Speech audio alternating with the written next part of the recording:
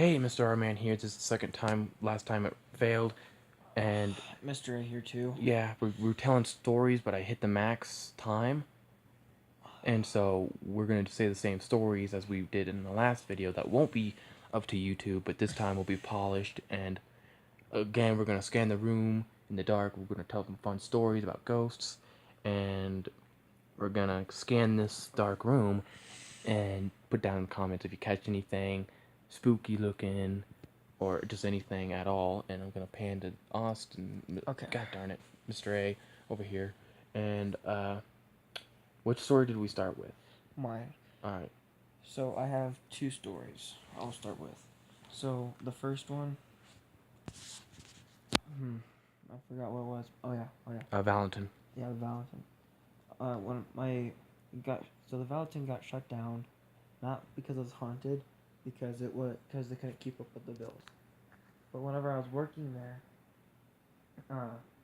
whenever I walked in the basement, I could feel a presence in there, like someone was watching me, someone was following me, and then whenever I would go, because the place burnt down twice, and then, like, the supplies room, you know, Oh yeah. like when I walked in there, someone died in that room, which I was told. When I was in there, I could feel someone standing over me and breathing on me. I get a chill down my spine, and it was just really creepy. I was trying to like get some soaps done and just trying to get my work done. It scared the living shit out of me. Right. Then my uncle, whenever he was a kid, he was his dad had a guitar, like a whole drum, like a whole band thing, down in the basement, and where in the he. Oh, the basement. He said he hated that basement so much, but he had to go down there to get something. And whenever he walked down there, everything was fine. On his way back up, though, something or someone threw a drumstick at him. And he said there was no one there. He checked the whole entire place. And whenever he was walking back up, the drumstick was thrown at him, and he ran back up them stairs Like a bat out of hell. yeah, like fuck that shit, I'm out. Yeah, pretty much. I'm scared. The room literally. All right. Well, here's my story. So, you know how I lived in Denver and Yeah. on the Great Boy Street, and so pretty much that entire block had problems. There's a house on the end of the block. There's a house in the middle of the block, both sides. Then there was our house. Huge present. Usually it was just in the basement, and I hated that basement so much. I hated having to be told to do laundry down there. I hated doing anything down there because we had a laundry room down there, then a normal room, and then this back room, and then this back room to the back room. So you enter in the back room, and then on the left side there was another door into another back room, and the entire place was just creepy as hell. Really gross green flooring, and the stairs, creaky stairs. Of course. I would always rush up them or down them because whenever I go down them, I'd feel like something was on the top of the steps looking down at me, or if I was at the bottom going up, I'd feel like something was at the bottom staring at me. I hated those stairs, and there was a door at the top. Right, so when I'm going up, I always felt the door was gonna freaking close on me, and I'd be locked down. Or when I'm going down the steps, I felt like the door was gonna close as well. Like I hated those. There was doors all over the place in that basement. A door into the laundry room, a door into the room of the basement, and then there was a door into the back room, and then there was another door into the other room. I mean, there was a lot of doors. And I always felt like I was going to get locked in. But strangely, I always kind of hung out down there when I was really little. And we always had, because the playroom was kind of down there. then I still always hated those stairs. I hated that basement. I just wanted to seem cool when hanging out with everybody, and I tried, but I always hated it. Period. And then usually it's just the basement that's the problem, and then there's usually no problems with the two with the middle and second floor of the house. But when I was on the top floor, all right, it's usually fine, and this is years. Uh, Parents now have a room down there, and me and my sister have two rooms in the top floor, and well, my sister was not there at the time. She was hanging out with some people, and I was doing my laundry, hanging up a shirt, putting it on on a hanger. I don't know what I was trying to say. And the hanger, no, why did I say? And I got a feeling to look out of my room door, and the bedroom across from me was a just a normal another room, and it was like used as a computer room. Well, then there was two other doors. One was my sister's room, and one was the bathroom, and that was it for that top floor. And there was a closet.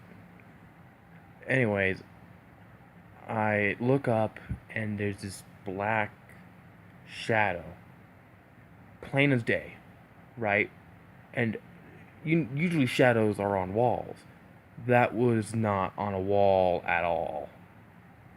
That was full functional shadow. But it's not like a regular shadow. You know what I mean? Like, shadows are usually on walls. There's no way that was on a wall. But not all shadows are on walls, though. Shadows are on walls. That was. No.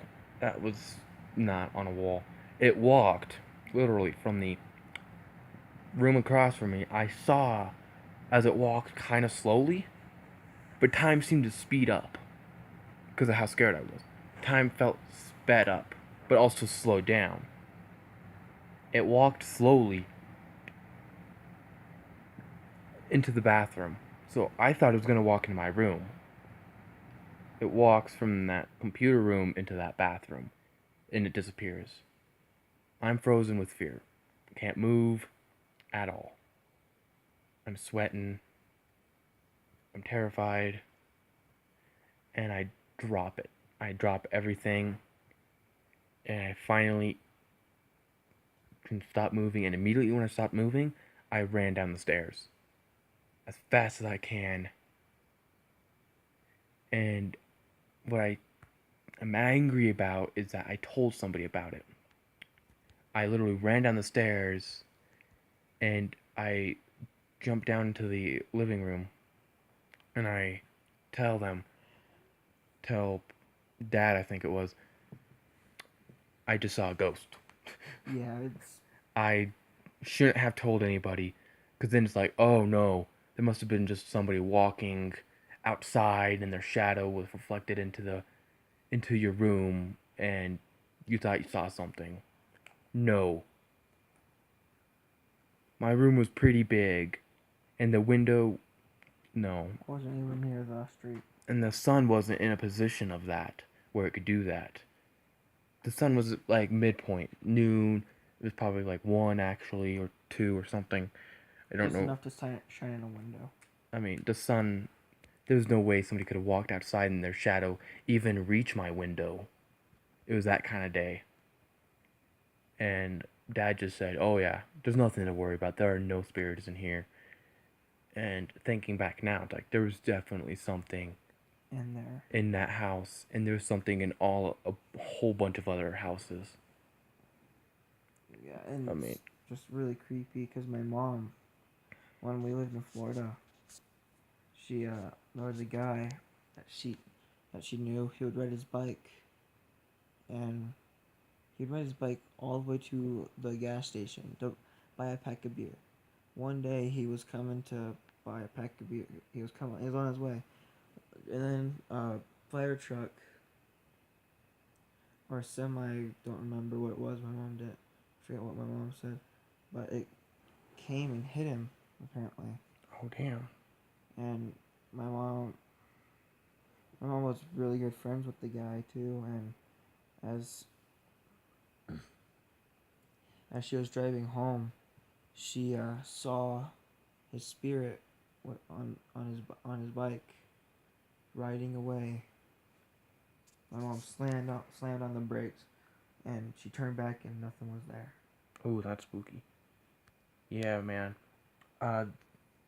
Pretty much the entire area I lived in was filled with places that were like that felt bad. I mean, I would trick or treat all over the place down there, and everywhere where I trick or treated, I felt a, something not good. Yeah, sure, that was Halloween, so they had a lot of Halloweeny stuff, but still, there's always something on every block. And and another thing I want to say, Happy New Year, everybody. oh yeah, Happy New Year! Welcome to 2016, everybody.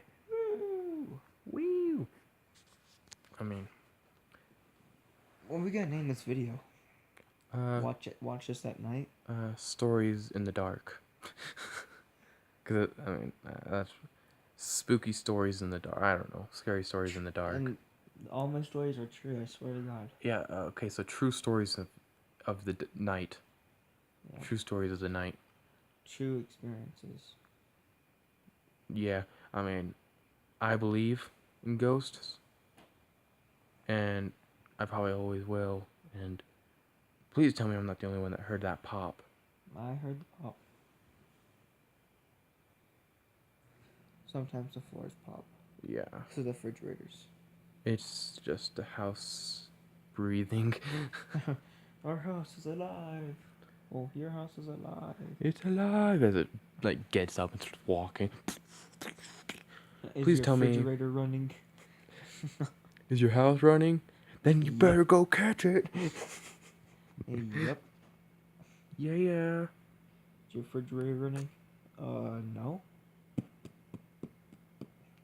Actually it is. Figuratively or literally? Literally. Oh. You better actually go get it then. Yeah, don't worry about it. What do I it. click? Click the A button. There's no A. Oh, there it is. I hate that. B? Where's B? I don't see B. Oh my god! Click C. No. Click E. I don't know which one's E. How the hell do you not know? E's the giant one. The giant one's F. Oh. Click the smallest one. The That's smallest. an A. That's A. Click the middle-sized one. That's anal. That's. Click it. Okay. Oh my god, my refrigerator's trying to anal me.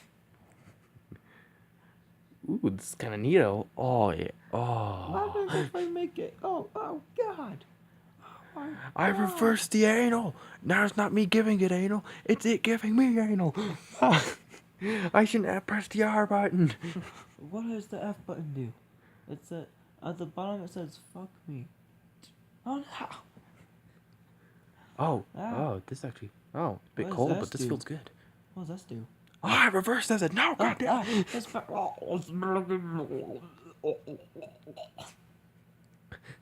What's the B button do? It makes it go bigger. Dude, I was watching a TV show called The Aqua Teen. Oh my god. The Aqua. That's So is it Aqua Teen Hunger Force? No.